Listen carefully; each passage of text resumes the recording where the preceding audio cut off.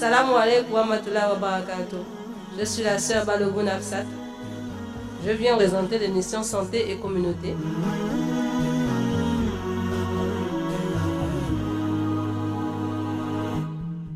Et je serai assistée du frère Pélo Gombe. Assalamu alaikum wa barakatuh.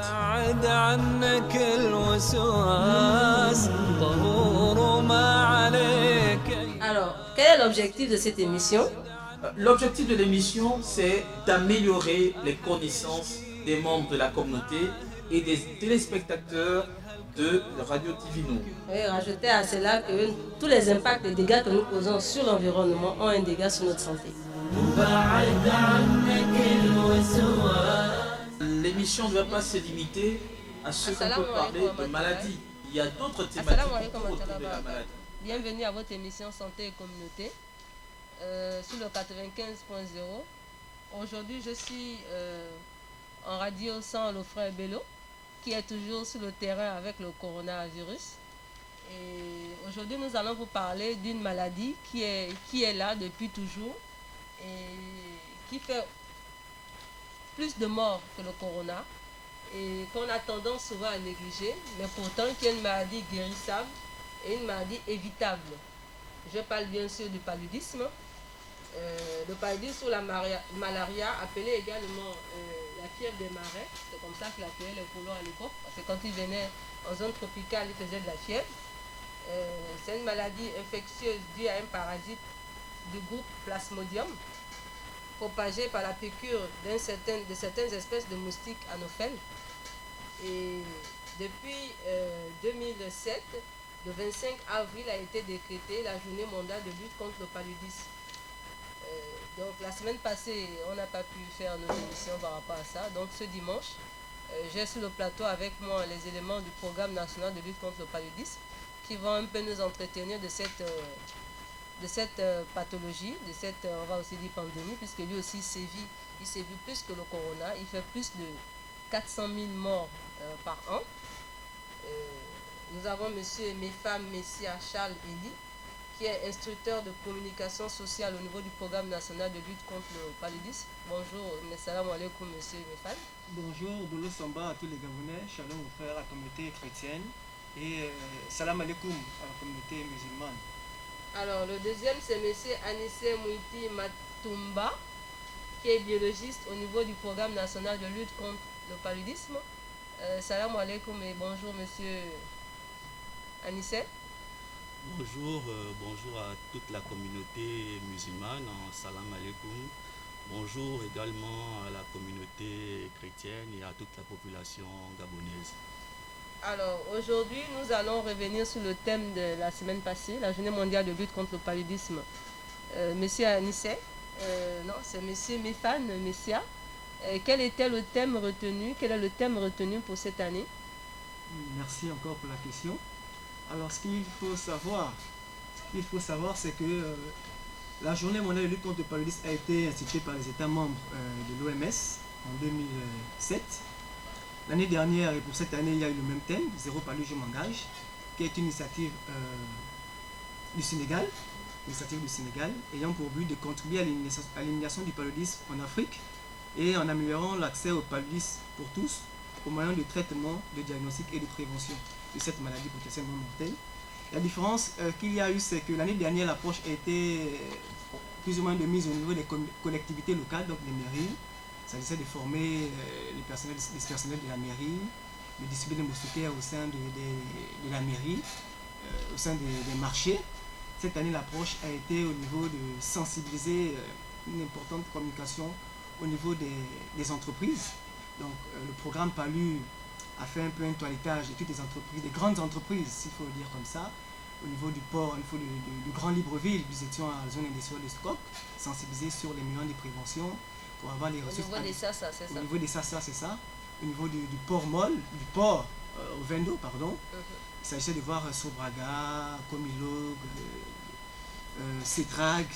Au niveau de Port-Gentil et Franceville, nous avons revisité des grandes entreprises avec pour objectif de sensibiliser, de mettre en exergue les possibilités de trouver des ressources additionnelles pour financer la lutte contre le paludisme dans notre pays. C'est en cela qu'ont été les activités de Zéro Paludisme, je m'engage, au-delà du fait que cette journée n'a pas eu lieu, parce qu'aujourd'hui, l'activité du moment, c'est la Covid. Donc la journée se célèbre le 25 avril de chaque année. Donc il y a des activités pérennes qui se feront au fur et à mesure. D'accord, donc là vous anticipez un peu ma question, c'était de savoir s'il y aura des activités à prendre. Nous supposons que le Covid ne va pas nous retenir, Inch'Allah, plus longtemps que ce qu'ont estimé les scientifiques. Et c'est dire qu'après le Covid, que projette de faire le PNLP par rapport à la journée mondiale, parce que, comme vous l'avez tantôt dit, vous avez été auprès des structures, des industriels, c'est ça, pour pouvoir mettre en place déjà pour la subvention, pour augmenter la subvention, parce que nous savons clairement, étant donné que nous tous faisons partie de la société civile, qu'il manque des moyens. Les moyens ne sont toujours pas suffisants par rapport à la lutte contre le paludisme, puisque rien qu'au nombre de chiffres de décès déclarés, c'est 400 000 morts. Je vais un peu revenir sur certains chiffres. Selon l'OMS, en 2011, il y avait près de 216 millions d'épisodes palustres dans le monde. Et en 2010, 81% en Afrique et 13% en Asie du Sud-Est. Et en 2010 toujours, 655 000 décès, dont 91% en Afrique et pour la plupart des enfants de moins de 5 ans. Donc c'est dire qu'il y a eu pas mal qui a été fait. Et sinon, on ne serait pas aujourd'hui à 400 000, puisque nous qui sommes de 655 000 à 400 000 décès. Mais il reste encore beaucoup à faire, parce que 400 000 décès pour une maladie qui est évitable et guérissable, c'est encore beaucoup trop de choses à faire. Alors ma question c'est pourquoi est-ce que malgré tout ce qui est mis en place, malgré tout ce qui est fait, pourquoi est-ce qu'on n'arrive toujours pas à endiguer le paludisme hors de l'Afrique? Alors je vais reprendre cette question, mais je vais d'abord survoler aussi la question de la problématique liée aux chiffres. Alors ce qu'il faut savoir, c'est que dans notre pays, au Gabon, le paludisme c'est la première cause de consultation, d'hospitalisation, d'absentéisme et de décès. Alors, si vous regardez un peu la mobilité, elle est de 22% au Gabon. Les enfants de moins de 5 ans, la mobilité elle est de 23%. Les hospitalisations représentent à elles seules 39%. C'est énorme. Chez les enfants de moins de 5 ans, c'est 45% de la population. C'est vraiment énorme. Et la couverture en TPI 3, elle est de 15%. Alors, vous avez dit TPI, traitement préventif intermittent, c'est pour les femmes enceintes. C'est une stratégie là, que l'OMS a endiguée à chaque pays, afin de prévenir le paludisme auprès des femmes enceintes. Il suffit juste pendant ces consultations prénatales, qu'elles prennent ces 3 doses de sulfate d'oxyne clémétamine pour prévenir les infections palustres. Voilà. Maintenant, pourquoi jusqu'à aujourd'hui nous n'arrivons pas à endiguer le paludisme? Eh bien, c'est vraiment une question qui suscite plusieurs volets. Première question, manque d'engagement, il y a un déficit budgétaire. Il y a un manque de volonté au niveau communautaire, parce que même si les moyens sont mis en place, il faudrait bien que les communautés appliquent les mesures que nous voulons, que nous préconisons. Il y a ici aussi, il faut aussi dire quand même que la situation du pays facilite l'accès à la transmission du paludisme. Nous sommes un pays chaud et humide, le parasite s'accommode à cette atmosphère. La transmission du paludisme au Gabon, elle est stable et pérenne, donc il n'y a pas de paludisme en principe saisonnier, il n'y a pas qu'en janvier, février, il y a plus de paludisme. C'est toute l'année. C'est toute l'année, il y a des transmissions. Donc il faudra vraiment mettre des mesures drastiques. Au niveau des communautés, il faut dormir sous moustiquaires imprégnés, il faudrait qu'ils dorment sous moustiquaires imprégnés, il faudrait qu'ils élaguent les hautes herbes, il faudrait qu'il n'y ait plus des gîtes potentiels larvaires artificiels comme naturels autour des maisons. Il y a des personnes aujourd'hui qui ont des déficits d'eau, on en voit tout le temps dans des émissions, j'ai vu la dernière fois Surface, à cause du Covid aujourd'hui, ils ont des manques d'eau. Ceux-là qui ont la possibilité, lorsqu'il pleut en principe, ils ont des récipients qui contiennent de l'eau, donc ils ferment pour éviter que les moustiques viennent pondre leurs œufs dans ces mares d'eau-là, que l'État lui s'engage soit à faire une grande campagne de masse de distribution de moustiquaires à toute la population, que l'État s'engage à mener des activités de dératisation et de désinfectisation, qu'au niveau des structures sanitaires, voilà, donc c'est à tous les niveaux. Chacun doit prendre une part active. Si je vais un peu dans votre sens, c'est un peu se rendre compte qu'aujourd'hui, avec le Covid, on impose même aux gens de porter des bavettes, c'est-à-dire les mesures sont drastiques, comme vous dites. Pourtant, le paludisme qui tue plus et que c'est évitable et guérissable. Pourquoi? Parce que moi, ma question, je reviens là-dessus, c'est pourquoi est-ce que quelque chose qui tue plus que l'autre peut-être parce qu'aujourd'hui, même si aujourd'hui nous disons que le Covid a un impact économique monstre, puisqu'il impacte beaucoup l'économie d'un pays et même du monde. À regarder un peu aussi aujourd'hui le palu, comme vous m'avez cité tout à l'heure les chiffres, vous m'avez parlé de 45% des enfants de moins de 5 ans hospitalisés. C'est quand même énorme pour le budget du ménage, enfin le panier de la ménagère. Donc normalement, en principe, ça devait être aussi être quelque chose de drastique. Qu'est-ce que vous, là, enfin, on va peut-être le dire un peu plus tôt, qu'est-ce qu'il faut dire aux autorités et peut-être créer un cri d'alarme, un cri d'alerte, parce que si les enfants de moins de 5 ans font des accès par lui, ça veut dire qu'on aura du mal à augmenter notre population. Effectivement, d'une manière générale, je dirais que certaines personnes considèrent, sinon certains pays considèrent le paludisme comme une maladie négligée, une maladie des pauvres. Donc peut-être voici la raison pour laquelle, comme c'est une maladie potentiellement mortelle, donc en principe en 2 ou 3 jours, si tu suis traitement, 30 traitements, tu guéris, contrairement à d'autres maladies. Donc il a peut-être un laxisme, peut-être à ce niveau aussi. C'est aussi quelque chose à regarder. Mais sinon, la maladie, elle est là, les gens en souffrent et les gens en meurent. Alors, tout à l'heure, vous avez parlé d'une maladie qui est transmissible par un moustique. Je reviens là-dessus parce que il faut le rappeler que c'est un moustique qui a les moyens, c'est-à-dire qu'il a toutes les conditions qu'il nous faut pour subsister, comme vous dites, en zone tropicale qui est le nôtre. Et monsieur Anicet, ça nous rappelait un peu l'épidémie le contexte favorable aux moustiques pour qu'ils piquent et le procédé, le déroulement, comment ça se passe, quelles sont les conditions, quels sont les milieux, qu'est-ce qu'il faut du point de vue biologique évidemment. Merci. Déjà, il faut dire que comme condition, il faudrait déjà qu'il y ait la présence des gîtes larvaires. Ensuite, il faudrait qu'il y ait. Donc, les conditions des gîtes larvaires, ce sont des espèces de petits lacs ou des pots de boîte, c'est ça? C'est ça. Ou des yaourts ou bien des seaux abandonnés qui vont garder de l'eau en saison de pluie ou pas et qui vont favoriser la croissance des larves de moustiques. Effectivement, à cela s'ajoute également des cours d'eau, des cours d'eau stables ou des cours d'eau qui s'écoulent tranquillement. En dehors, il faudrait qu'il y ait des hommes pour que le moustique, sinon l'anophèle, puisse piquer. Comme toute pathologie. Effectivement.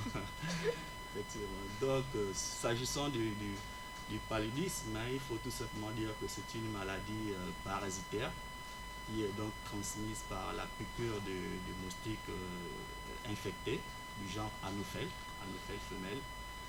Alors c'est une maladie qui s'attaque aux hommes et qui cause tout ce qui est comme complications en termes d'anémie grave, sévère, et par la suite, lorsque la prise en charge n'y est pas, on rentre dans le cas du décès. D'accord. Donc, vous avez parlé de l'anophèle et du plasmodie, c'est ça? Combien d'anophèles il existe combien de plasmodium il existe au Gabon? Quelles sont les formes les plus récurrentes? Et à quel moment le moustique pique le plus?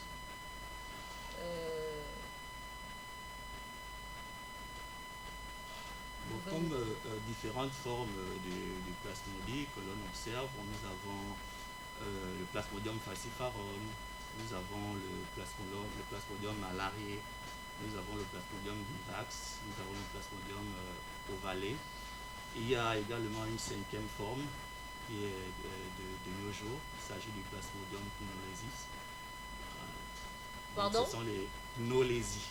D'accord. Ce sont les différentes formes parasitaires que l'on retrouve. Et quelle est la forme prépondérante? La forme la plus prévalente au niveau du Gabon est le plasmodium falciparum. C'est celle-là qui est responsable du paludisme grave, sévère et du taux de décès très élevé enregistré dans notre pays. D'accord. Pour revenir un peu au contexte, parce que tout à l'heure on a parlé du Covid.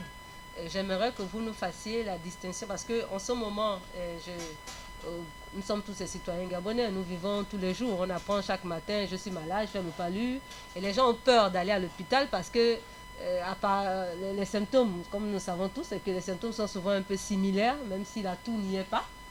c'est rappeler un peu la différence de symptômes par rapport au Covid. S'agissant de la différence symptomatologique, il faut dire qu'en cas de paludisme simple, c'est toujours une histoire de fièvre, la fièvre ou une histoire de fièvre dans les 24 heures. Les patients peuvent avoir des céphalées, des frissons, des douleurs articulaires, des troubles digestifs, le manque ou peu d'appétit, des transpirations abondantes, mais également des fatigues. En ce qui concerne le paludisme grave, nous avons des troubles modérés de la conscience, des convulsions, le coma, les vomissements, les prostrations, c'est-à-dire les affaiblissements extrêmes du corps. Nous avons également des détresses respiratoires, des anémies, urine foncée de type couleur Coca-Cola. Alors le paludisme chez les enfants, il faut distinguer des signes de danger. Comme signe de danger, nous avons les vomissements, les convulsions, incapacité de boire ou de téter du sein, la léthargie qui se caractérise par un sommeil profond et continu qui donne aux malades une apparence d'insensibilité complète. Il y a également des signes de gravité, des signes de gravité comme des troubles de la conscience ou coma, la prostration, les difficultés respiratoires, anémie sévère, urine foncée, des ictères. Donc ça, ce sont les symptômes du paludisme. S'agissant du coronavirus, l'ictère, c'est quoi? Vous avez parlé de l'ictère, c'est la jaunisse des yeux. D'accord, le fait que les yeux deviennent jaunes. Effectivement. Donc pour le coronavirus, c'est également de la fièvre. Ouais, c'est ça, c'est ce qui fait qu'on a des gens, dès qu'ils ont la fièvre, ils ne veulent pas aller à l'hôpital, ils veulent pas, ils se disent que qu'est-ce que c'est, ils attendent la dernière minute, et voilà quoi, pour se dire qu'il faut ou pas réagir. Donc on a également la fièvre, qui se retrouve aussi bien dans le cas du paludisme. Certaines personnes peuvent ressentir de la fatigue. On a également de la toux sèche. Et pour d'autres personnes, ils peuvent également avoir ils peuvent également ressentir des douleurs articulaires, des congestions nasales, des écoulements nasales, maux de gorge, mais également de diarrhée. Donc ce sont les différents symptômes qu'une personne atteinte du corona peut également manifester. Donc en termes de différences significatives, s'il faut dire, il y a cette toux sèche là que les personnes atteintes du corona manifestent, et également ce maux de gorge. Mais l'ensemble des symptômes sont semblables à ceux du paludisme. Vous comprenez bien la réaction du commun des mortels. Effectivement, et nous comprenons très bien. Il faut tout simplement rappeler que en cas de fièvre ou suspicion au cas de coronavirus, il y a un numéro qui est disponible, c'est le 1410, et que les populations ne doivent pas rester dans leur maison pour dire « Ah, j'ai de la fièvre, c'est peut-être le corona, je ne pars pas à l'hôpital ». Non, en dehors des structures hospitalières qui sont chargées par la crise du coronavirus, il y a bel et bien d'autres structures qui peuvent recevoir des patients atteints de différents maux. Alors, s'agissant de la prise en charge, nous avons les tests, nous avons tout le processus qui se passe dans la prise en charge. Je reviens là-dessus pour en fait vous poser une question qui revient souvent dans la tête des gens, c'est que même si j'ai le palu, ce que les gens ont l'habitude de faire, même si ce n'est pas au contexte Covid, dès que j'ai un peu de fièvre, je cours en pharmacie à aller acheter un traitement contre le palu, et je commence à prendre le traitement contre le palu. Qu'est-ce que vous recommandez, qu'est-ce que le PNLP recommande aux populations par rapport à ça, sachant qu'il y a les TDR, les tests de diagnostic rapides qui existent, et nous rappeler déjà leur importance aux populations. Et est-ce que j'avais vu, il fut un temps, certaines pharmacies qui devaient mettre en place des tests de diagnostic rapides au niveau de leur structure? Est-ce que c'est toujours d'actualité? Est-ce que je peux me rendre, si je sens que je suis fiévreux, vu que le geste premier de l'être humain, c'est d'aller en pharmacie, aller prendre un traitement du palu et commencer à se l'administrer, déjà rappeler le danger ou pas de ce comportement. Et si c'est vraiment un palu, est-ce que les pharmacies répondent toujours à cette attente de faire le test diagnostic rapide dans les pharmacies vu le contexte Covid? Merci encore pour cette question. Il faut tout simplement dire que le PNLP tient à dire que tout cas de fièvre n'est pas synonyme d'un paludisme. Donc c'est la raison pour laquelle le diagnostic biologique est très très très important.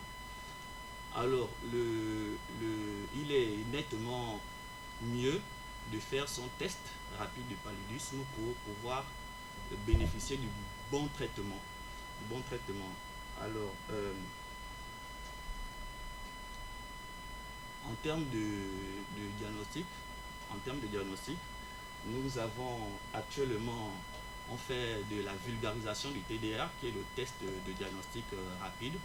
C'est le moyen par lequel on détermine si une personne présentant les signes du paludisme fait effectivement de la maladie.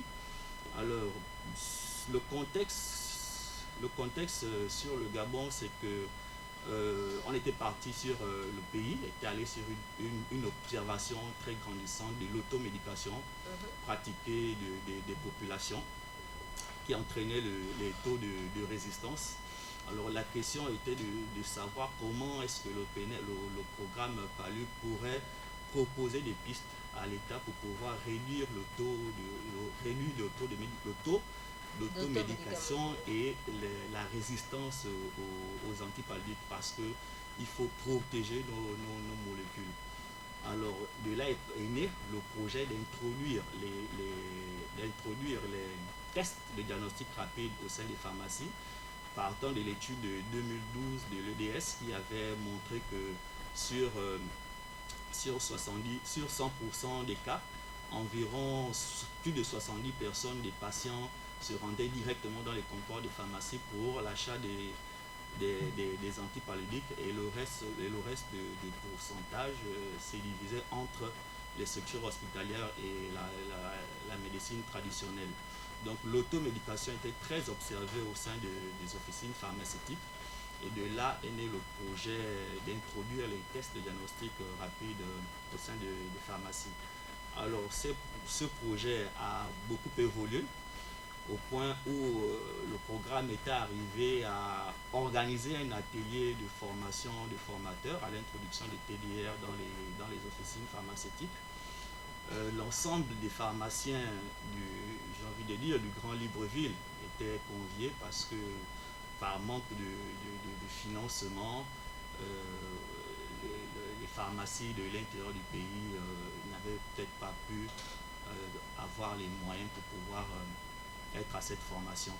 Donc la formation, elle a eu lieu. Aujourd'hui, plusieurs pharmacies se lancent dans l'utilisation systématique du TDR avant de pouvoir sortir un antipaludique. Donc si je me présente à la pharmacie, je demande à avoir les médicaments contre le paludisme.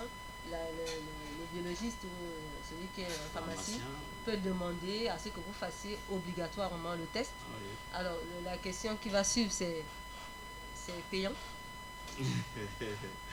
C'est payant? C'est gratuit? Ce sont des questions qui avaient été soulevées. Est-ce que c'est systématique? Le test n'est pas gratuit. Le test n'est pas gratuit, il est payant. Il coûte entre 2500 et 3000 par pharmacie. Vous pouvez vous rendre aujourd'hui à la pharmacie de Forestier. Avant de sortir un antipaludique, le test est effectué à la pharmacie de faculté. La pharmacie des facultés qui est au niveau de l'université, Omar Bongo. Il y a bien d'autres pharmacies telles que la pharmacie d'Awenje, bien encore la pharmacie de la SNI, Jeanne et Léo, qui utilisent déjà ces TDR-là. Le reste des pharmacies, je pense que le projet a bel et bien vu le jour et qu'ils étaient là. On attend normalement de retour. L'idéal serait que toutes les pharmacies normalement puissent utiliser ces tests avant de pouvoir sortir des antipaludiques sans prescription des médecins. Alors le test, comme je disais, il n'est pas gratuit. Il coûte environ 2500 à 3000 par pharmacie. Alors, ma question, c'est, vous avez rappelé un peu qu'est-ce qu'un TDR et pourquoi il faut le faire, et l'importance de le mettre au niveau des pharmacies, vu que comme vous disiez, 70% de la population se rend directement en pharmacie pour aller prendre les médicaments sans être sûr qu'ils font un accès palus. Et c'est peut-être rappeler aux populations l'importance insister peut-être sur l'importance d'être sûr avant de prendre ces molécules, parce que quand même tout médicament n'est pas sans risque. Effectivement, comme vous le dites si bien, tout médicament n'est pas sans risque. Ce qui est important, c'est de prendre le bon traitement en fonction de la maladie qu'on a. Alors, je l'ai dit tout à l'heure, tout cas de fièvre n'est pas synonyme à un paludisme. Alors, plusieurs pathologies semblables à ceux du paludisme présentent les mêmes signes. Et donc, du coup, aujourd'hui, il faut dire que les antipaludiques d'aujourd'hui coûtent beaucoup plus cher qu'avant. Alors, plutôt que de donner des antipaludiques aux personnes qui ne sont pas atteintes du paludisme, alors que le TDR permet de cibler réellement des personnes qui sont impaludées, vous voyez bien que le TDR a son importance dans la lutte contre le paludisme. En dehors de ça, la précision du diagnostic. Aujourd'hui, le TDR, c'est un test qui permet de mettre en évidence la présence des antigènes responsables du paludisme dans le sang d'une personne atteinte du paludisme. Donc, du coup, le TDR... S'il est possible déjà d'avoir des antigènes, des anticorps et autres sur des tests de diagnostic rapide, pourquoi le vaccin tarde à son corps à ce jour? Le vaccin tarde à ce jour. La notion du paludisme, elle est très complexe. Plusieurs candidats vaccins sont actuellement testés et nous attendons tout simplement des réponses des chercheurs, une piste exacte des chercheurs, mais la notion de vaccin reste encore assez compliquée à ce jour. Alors, s'agissant des moyens de prévention, je reviens chez vous, monsieur Charles, oui. Je reviens vers vous. S'agissant de la prévention, c'est rappeler un peu aux populations quels sont les moyens de prévention dont on dispose à ce jour, sachant que les insecticides, le moustique finit par s'y habituer, parce que tous nous testons, quand on pulvérise au bout de quelques minutes, vous voyez quand même toujours 2 ou 3 moustiques qui continuent toujours de voler. Quels sont les moyens de prévention qui sont les mieux, les sûrs, et que prévoit le programme PALU dans les années à venir c'est vrai, déjà il y a l'initiative de TDR au niveau des pharmacies qui, on espère, avec l'aide du gouvernement et peut-être mettre en place peut-être des lois, c'est que toutes les pharmacies l'appliquent systématiquement et automatiquement pour le cadre de la prévention. Qu'est-ce qu'il faut faire, qu'est-ce qu'il manque encore à faire et pourquoi ça tarde à prendre, puisque on le dit, c'est une maladie évitable. Donc il suffit d'améliorer les conditions d'hygiène, je suppose. Et rappeler peut-être que ce qu'il faut comprendre, c'est que le moustique, même s'il vous pique ici, il peut parcourir des kilomètres et aller piquer dans une autre maison. Donc, nous soyons tous responsables, un peu comme aujourd'hui avec le Covid, responsables de la vie, la santé de l'autre en fait. Alors, pour répondre rapidement sur la distance qu'un moustique peut parcourir par jour, en principe, il peut faire 1 kilomètre. Donc, vous voyez qu'il a le temps de tourner, de se balader, de piquer qu'il veut. D'accord ?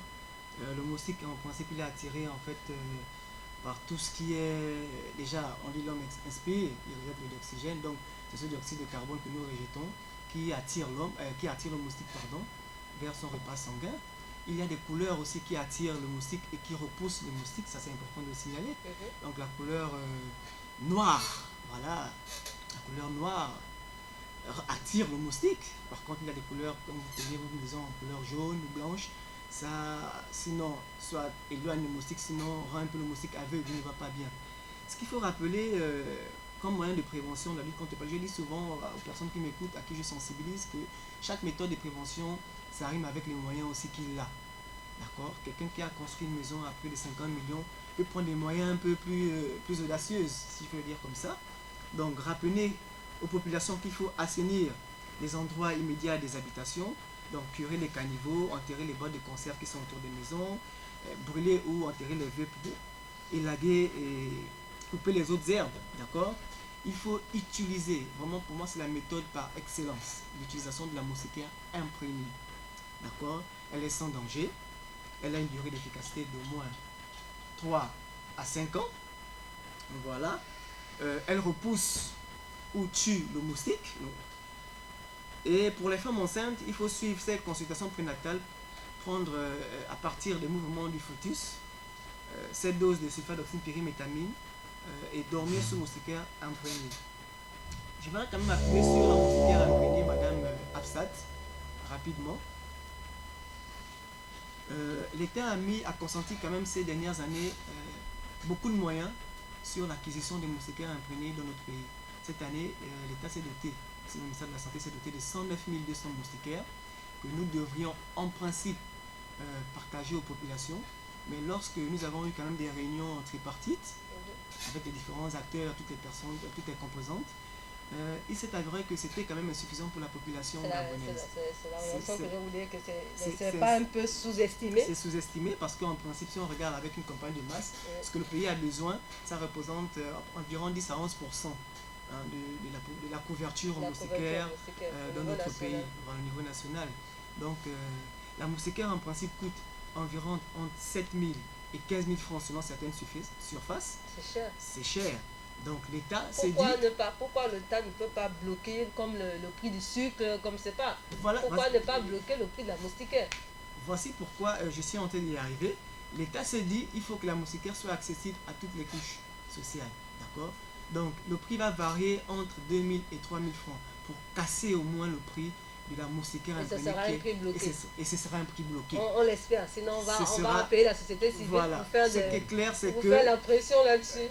Nous voulons que le Gabonais qui se trouve, parce que je ne pense pas seulement ceux qui sont à Libreville, qui sont au confin du Gabon, puissent avoir cette moustiquaire au maximum à 3 000 francs. Parce qu'à l'intérieur, il faut trouver, l'État ne va pas chercher à faire des bénéfices sur cette moustiquaire. Donc en principe, c'est du bénévolat, c'est le recouvrement. Nous essayons de voir pour que si les moustiquaires sont terminées, qu'ils ne puissent pas avoir rupture de stock. Merci. Donc c'est cela, donc c'est quand même louer l'effort que nous avons eu à faire sur cela, comme j'ai eu la grâce de participer à cette commission. Donc vraiment c'est pour dire aux populations que normalement c'est à cause du Covid, le contexte actuel qui a fait en sorte que les choses ne se mettent pas rapidement en place. Sinon, il y a plein d'activités qui sont prévues. Il y a des formations que nous faisons tout le temps avec des associations. Il suffit de passer au programme national du contre le paludisme qui se situe dans l'enceinte de l'hôpital de Kembo. Il y a des formations que nous avons fait des cascades de formation au sein, comme il a rappelé, des structures sanitaires et officines pour la vulgarisation des directives nationales de prise en charge de lutte contre le paludisme et de la vulgarisation des tests de diagnostic rapide. Voilà, il y a plein d'activités. Nous allons écouter, nous allons revenir pour rappeler un peu aux populations, nous allons les faire écouter une petite conversation entre le parasite, le virus du corona et l'anophèle. Une petite conversation qui rappelle un peu la réalité, la triste réalité du paludisme en Afrique. Maëlle, on t'écoute. Palu! Ouais, Corona. T'as vu ce que j'ai fait? J'ai enfermé les gens, j'ai mis l'économie par terre, partout on a peur de moi, le monde est à mes pieds, Palu! Oh, c'est bien ça, Corona. Tu peux pas en dire autant, toi, hein? Dis-moi, Corona. Ouais. T'es là depuis quand? Depuis novembre 2019. Ok.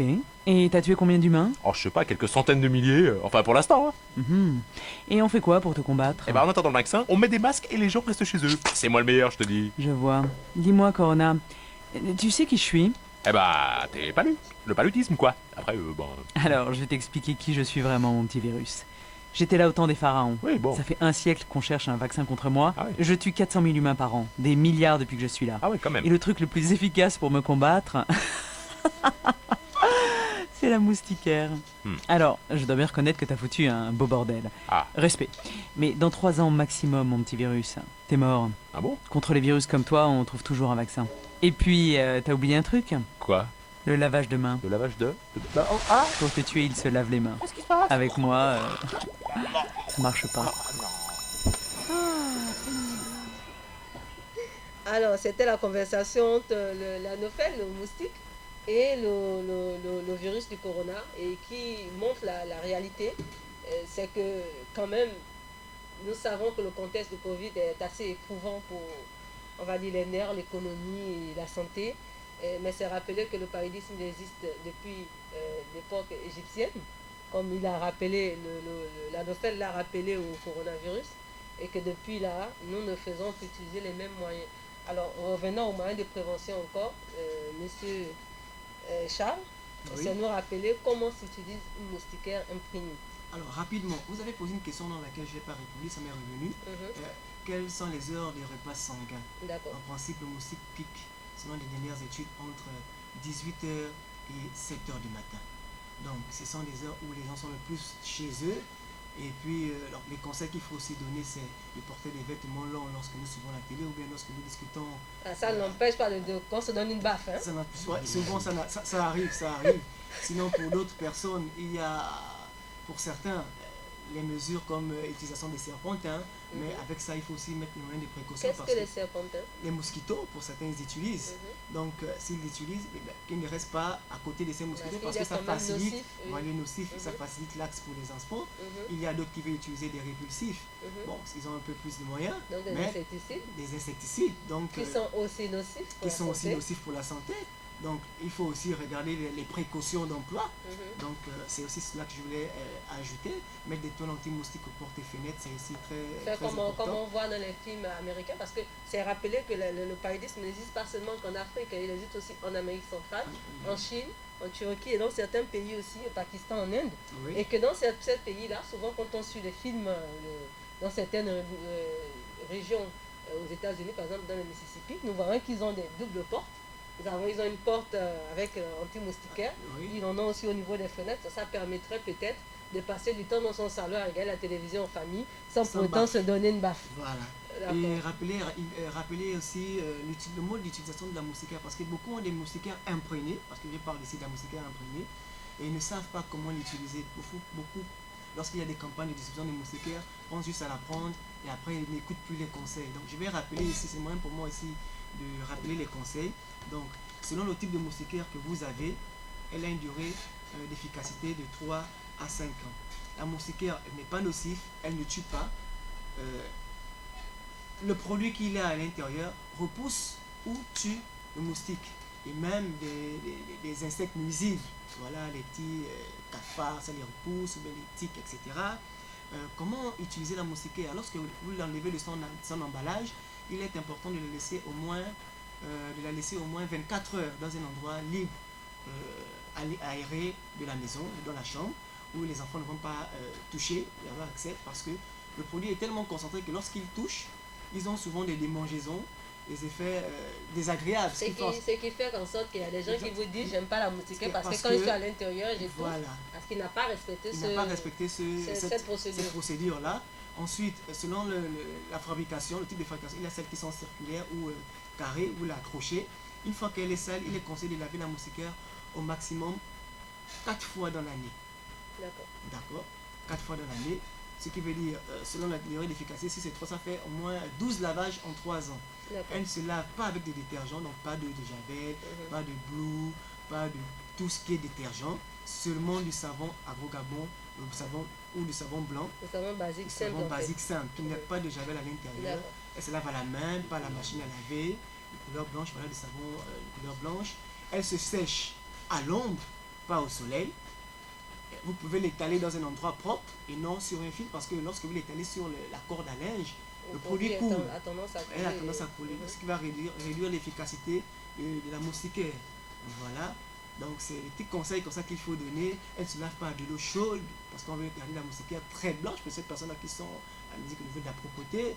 Voilà. C'est pas parce que vous balayez la chambre tout le temps qu'il y a de la poussière, ça veut dire qu'il faut aussi laver la moustiquaire une fois par semaine. Non, elle se lave 3 fois par une fois par trimestre.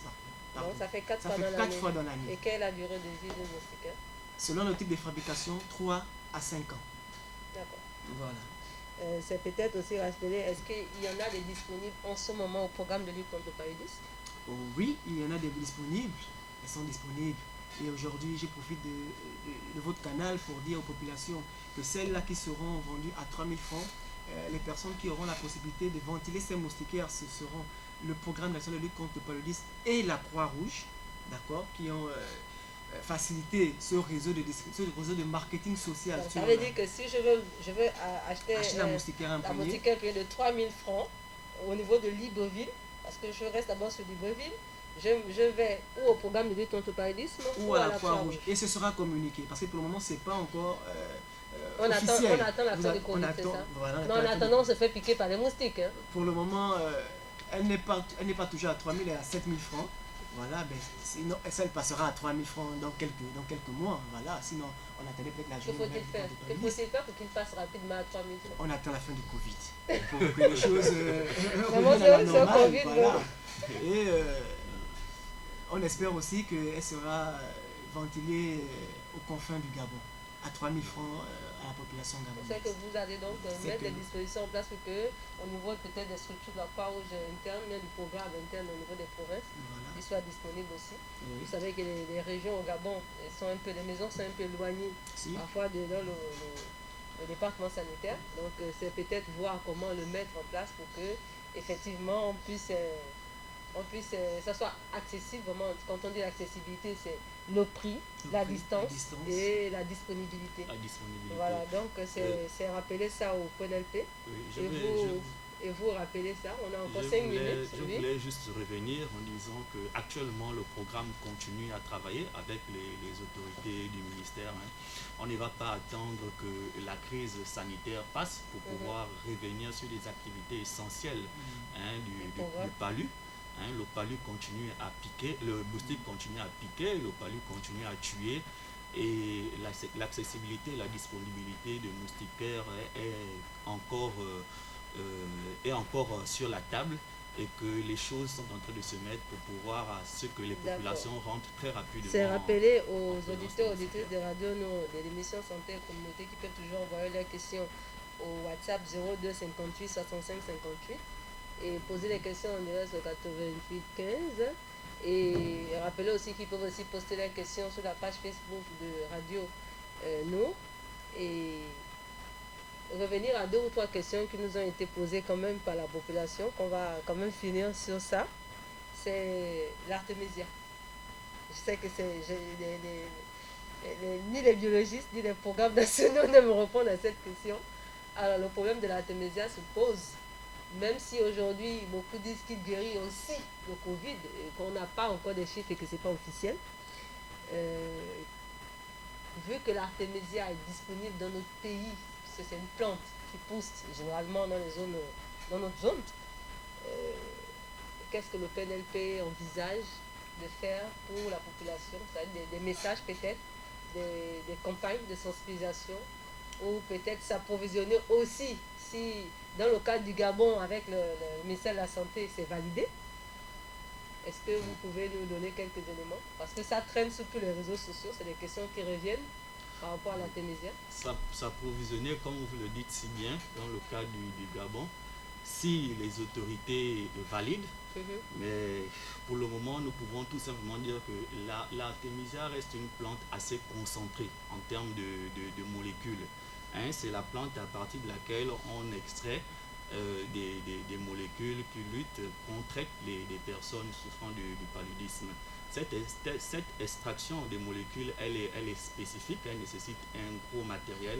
Beaucoup de choses sont mises en place pour pouvoir faire sortir la dose qui est bien contrôlée, nécessaire pour traiter les patients, qui n'aura pas d'effets secondaires à long terme. Alors que l'artémisia, la plante en elle-même, comme je disais, reste concentrée. Il y a plusieurs molécules à l'intérieur. Lorsqu'on la prend comme de façon brute, la faire sécher ou la bouillir et puis boire cette eau-là, mais on ne connaît pas la concentration des molécules et les effets également secondaires. À court ou à long terme. Effectivement, à court et à long terme. Donc, restons tout simplement concentrés sur les mesures. Déjà qui existent, nos molécules que nous connaissons. Effectivement. Et qui sont quand même à court réduit au niveau des pharmacies. C'est peut-être aussi poser aussi une dernière question avant de rendre l'antenne. Un jeune Gabonais qui pose la question, si je fais du paludisme à répétition, c'est-à-dire c'est un jeune qui fait dans la même année, il peut faire 4 à 5 fois les crises de palus, quels sont les conseils que vous lui donnerez? Bon, en guise de conseil, il faut déjà faire une différence entre quelqu'un qui n'a jamais été piqué par un moustique et quelqu'un qui a déjà été piqué. Celui qui n'a jamais été piqué en termes de système immunitaire, il est très fragilisé. Automatiquement, une transmission se manifesterait par un paludisme grave parce qu'il n'a pas encore un système immunitaire capable de mieux se défendre contre ce type d'infection. Celui qui a déjà été piqué a déjà développé des anticorps spécifiques à cette maladie. Et donc, au cours des prochaines piqûres, il aura une résistance en termes de système immunitaire, comportement beaucoup plus résistant par rapport à celui qui n'a jamais été piqué. Mais autre chose, j'en viens... qui fait 4 fois le paludisme par an, ça veut dire qu'il va développer plus d'anticorps et qu'il est plus... J'en viens, c'est coûteux parce que celui qui a déjà fait le paludisme, qui en fait, déjà ça demande beaucoup en termes de moyens financiers. Donc en termes ça mobilise le fait que lorsque on travaille, ça empêche d'aller au travail. Déjà qu'on a signalé que le paludisme constituait déjà un taux d'absentéisme très important en termes d'école ou de travail. Mais je vais également laisser la parole à M. Charles, bon, juste comme complément d'info, déjà pour dire que cette personne vraiment c'est pas bien de faire plusieurs répétitions de paludisme déjà chez cet individu. Il faut signaler qu'en général au Gabon, un individu est susceptible de faire 2 épisodes de paludisme dans l'année en général. Donc s'il fait trop, ça veut dire qu'en principe il a un mauvais comportement face à la maladie. Exactement. Donc il se peut, il y a plusieurs critères qui peuvent rentrer en compte. Est-ce qu'il suit bien son traitement? Lorsqu'il a fait sa première épisode de paludisme, est-ce qu'il a bien suivi son traitement? Est-ce qu'il dort sous moustiquaire imprégné? Donc c'est à lui aussi quand même de regarder parce que c'est une souffrance psychologique lorsque tu tombes malade du paludisme. Financière aussi aujourd'hui. Physique. Donc, psychologique et économique parce que toutes les fois vous êtes malade, vous êtes à la maison. Vous êtes à la maison. Vous ne travaillez pas au travail. Donc c'est vraiment une souffrance pour toutes les personnes qui vous entourent. Donc dormir sous moustiquaire imprégné, il regarde aux alentours de sa maison s'il y a des vieux pneus qui les enterrent, comme on rappelle, voilà. Utiliser les mesures barrières. Nous allons rendre l'antenne parce qu'il y a une émission après nous. Le sujet du paludisme, on pourra revenir là-dessus encore après le Covid pour rappeler quand vous allez démarrer vos activités. Et c'est rappelé pour cette personne qui fait des crises palustres qu'il a un très mauvais comportement. Cela veut dire qu'il s'expose de 18h à 6h, à 7h du matin, qu'il s'expose lui-même aux piqûres de l'anophène. Saluer tous les auditeurs et auditrices de Radio No et de l'émission Santé et Communauté. Vous remercie d'avoir été à notre écoute et vous souhaitez un bon dimanche et un salam alaikum. Merci M. Anissé et merci M. Charles. Salam alaikum et shalom pour tous les frères chrétiens et toute la communauté qui sont sur le territoire national. Merci encore de nous avoir offert cet espace pour pouvoir discuter des activités du paludisme. Assalamu alaikum. Assalamu alaikum.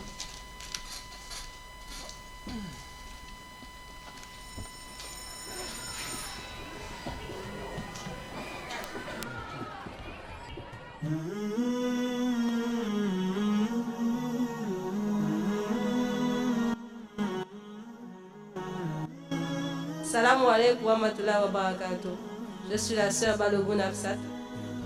Je viens présenter l'émission Santé et Communauté.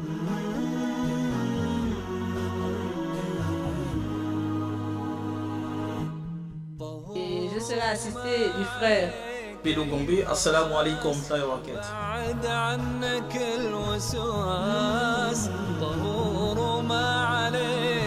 Alors, quel est l'objectif de cette émission? L'objectif de l'émission, c'est d'améliorer les connaissances des membres de la communauté et des téléspectateurs de Radio Divino. Oui, rajouter à cela que tous les impacts et dégâts que nous causons sur l'environnement ont un dégât sur notre santé.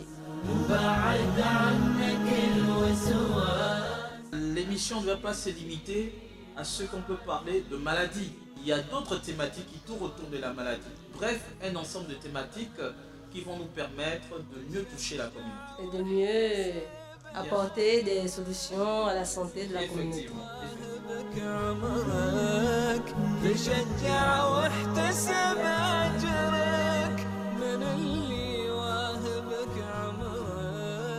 عطاك الله الكثير